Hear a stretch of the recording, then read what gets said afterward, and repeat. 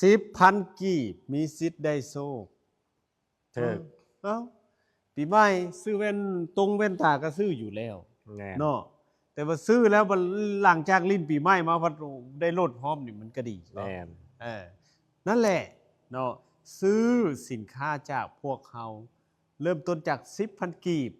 ก็สามารถลุ้นโชคและ ถึก เป็นผู้โชคดีได้ ถึก เนาะเพราะฉะนั้นเราโหลดแอปกันก่อนโหลดแอปเราไปเคลียร์เบิ่งก่อนว่าเฮามีอีสังใด ถึก เฮาเฮ็ดอีหยังแน่ ถึก มีหยังต่างๆ เพื่อเฮียนฮู้เฮาล่ะให้เฮียนฮู้เจ้าแล้วก็ไปนํกัน ถึก บ่ว่าการค้าการขายบ่ว่าการบันเทิงไปพร้อมกันได้นี่คนบันเทิงคนค้าคนขายพวกเขาจะไปนํกันเด้อคือสิ่งที่HM แฟรนไชส์เพิ่นพยายามสร้างสรรค์เนาะเริ่มจากโชว์รูมนี่ก็เป็นของเพิ่นตู้เวนดิ้งยี่ห้อ HM ก็เป็นของเพิ่นและบ่ผิดจะเข้าบ่ผิดนะผิด แอปลาบ X ก็เป็นของเพิ่นเด้อบ่เป็นของเพิ่นแหละของหยังของ HM หั่นแหละ ของ HM เด้อของ HM เพิ่นเด้อแม่น HM นี่ก็คือหยังเป็นบอลครบวงจรบอลที่ทานสามารถแสดงความสามารถของตัวเองได้บอลที่ทานสามารถมีชื่อมีเสียงลืมตาอ้าปากได้อยากเฮ็ดธุรกิจก็ใช้เทคโนโลยีของพวกเขาได้ในการหาเงินหาคำง่ายเพราะว่าหยังขายเครื่องขายของเพิ่นก็บ่น่ะเพิ่นก็ออกแบบมาเนาะว่าบ่ต้องไปนั่งเฝ้าเด้อแม่นนอนให้ได้เงินล้านตื้อให้ได้เงินตื้อบ่ต้องไปนั่งเฝ้าให้หยังก็มีคนขายให้แล้วก็ได้เงินโดยเฉพาะผู้ที่บ่มีเวลาผู้ที่อยากมีรายได้เพิ่มอีกช่องทางหนึ่งเนาะผู้ที่มีทำเลดีๆหน้าบ้านคักๆบ่อนที่มีชุมชนหลายๆคนหลายๆก็สามารถเอาตู้ของพวกเขานี่ไปตั้งเพื่อบริการให้กับเจ้าโดยที่บ่ต้องนั่งเฝ้าเนาะอยากได้ก็ทักเข้ามา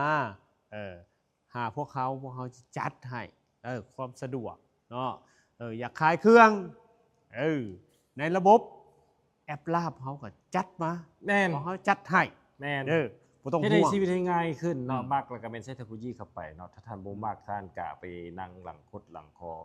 ขายเครื่องเองเนาะถ้าท่านมักก็ใช้เทคโนโลยีเข้าช่วยเนาะช่วยเบิ่งเงินเบิ่งคำช่วยซื้อเครื่องซื้อของช่วยกันโปรโมทเนาะขายเครื่องขายของต่างๆแล้วเป็นระบบของพวกเราใช้เฮ็ดให้ทานได้เนาะซึ่งแน่นอนอยู่แล้วเฮาก็มีระบบการตลาดคือด้านหลังนี่ก็เป็นระบบการตลาดของพวกเราในการแจกรถแจกของแจกเครื่องแจกรางวัลต่างๆให้กับลูกค้าเนาะทานก็มีแต่เฮ็ดหน้าที่ส่วนท่านไปยุคนี้มันยุค AI มาแล้วเนาะยุค AI แล้วเนาะเสียดแนวใดแม่นถ้าท่านบ่นำปรับตัวก็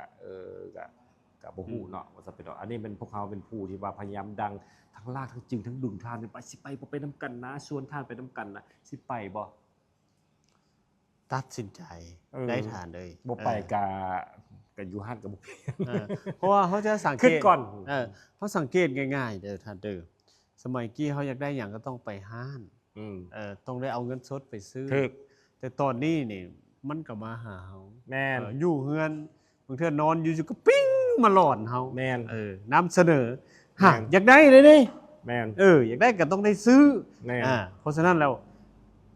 ทางแฟรนไชส์เพิ่นพยายามเสิร์ฟความสะดวกให้พวกเฮาเด้อแม่นเนาะเริ่มจากตอนนี้เนี่ยแม่น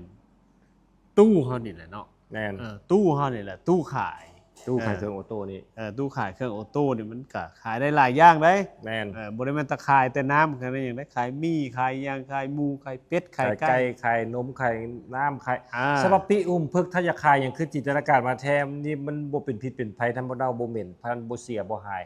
ท่านขายได้หมดท่านอยากผลิตสินค้าเองท่านอยากจินตนาการเนาะเฮาก็มีการแนะนำให้ว่าท่านอยากผลิตสินค้าอยากเฮ็ดยอเฮ็ดใส่กรอกใส่อัวเนาะเฮ็ดนอกเฮ็ดแหนมเฮ็ดต่างๆท่านก็ไปฝากขายได้เฮ็ดอาหารซอกอาหารเช้าอาหารเป็ดอาหารไก่อาหารกันมาก็ได้คือกันแต่ว่าบางคนสิไปปะไว้รวมกันอยู่เขาสิเข้าใจว่าคนกินก็ได้แต่ว่าที่นั้นแล้วก็คนก็กินได้ปกติได้ต่างแต่ว่าอย่างเนาะสำหรับเฮามันก็บ่ปกติแล้วไปกินอาหารมาบ่อันแต่ว่าเทคโนโลยีตัวอันนั้นโรงงานกับเจ้าน่ะก็ต้องให้คนซิมก่อนได้บ่แม่นว่ารสชาติบ่ดีเจ้าสังเกตแม่เอาเลี้ยงหมาผู้ใดที่ว่าเลี้ยงหมาแท้ๆน่ะต้องเว้าเลยได้ว่าถ้าเจ้าเลี้ยงหมาแล้วน่ะเจ้าจะฮู้รสว่า ถ้ามาถ้าอาหารบ่แซ่บเนาะอาหารเปื้อนอาหารต่างๆก็คือถ้าเลี้ยงดีได้เนาะว่าในกรณีที่เลี้ยงดีเลี้ยงหักเลี้ยงแพงอะนะท่านจะรู้สึกว่าจะต้องเกลือแบบบางครั้งเห็นบ่อันนี้เพิ่นก็มีหมาเพิ่นตัวนึงเด้เนาะ มันบ่กิ ชื่อหยังก็ บักลง หลง เออ อะหลงลงมันลง มาแต่ ที่ มาแต่จีนหลงมาแต่จีนพุ่นน่ะว่า มันลงมาแต่จีน บ่กินนะท่านผู้ชม บ่กิน เฮาอาหารธรรมดาบ่ บ่ กิน กินมันนี่มันติมันเอาเลี้ยงมันนี่เนาะฮักมันเลยเดียวฉะนั้นคืออย่างมึงต้องเอาจิกกูนี่นะมันก็อ่อนคนไปมาบ่กินว่าซั่นข้าวเหนียวลากก็บ่กินว่าซั่นเป็นเนาะอันนั้นในกรณีคนที่เขาเจ้าฮักเนาะเลี้ยงและฮักกันเขาแท้ๆเนาะก็คือมีอย่างมีความสัมพันธ์นำฉะนั้นก็คือมันต้องการจริงอาหารดีๆแด้เลี้ยงกูดีๆแด้เนาะต่างๆนะหลายคนก็เป็นอย่างนั้นถ้าว่าบางโตก็บ่มักก็มีเนาะสิเป็นเนาะถ้าว่าเฮาเลี้ยงบ่ดีปั๊บบางครั้งก็บ่มันก็บ่เป็นคุยขี้เหร่ประมาณจังใดก็ย่าเด้อตู้พวกเฮาเนาะให้ครบสะดวก